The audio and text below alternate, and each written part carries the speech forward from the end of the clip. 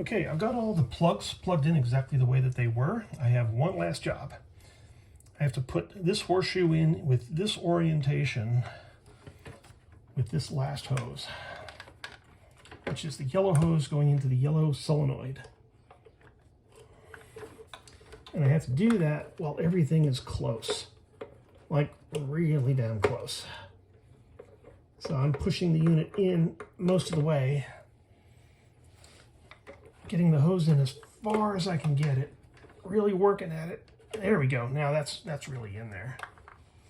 And then I'm just going to put the horseshoe in it and lock it into place. Trying not to drop the horseshoe into the refrigerator so it disappears.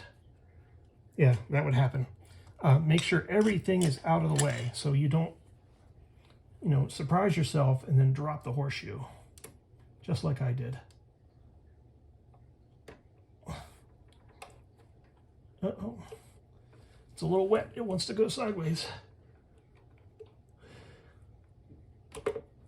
There we go. Okay, so I have a lot of confidence that I have all the hoses in exactly the way they belong, and they're all locked in pretty tightly, exactly the way that they belong.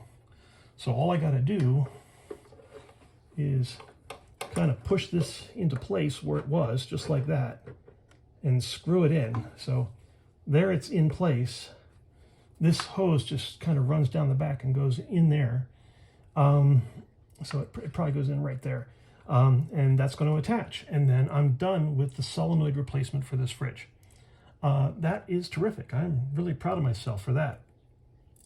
Then I got to remove this cap and then run the hose down and reattach it. Thanks for watching.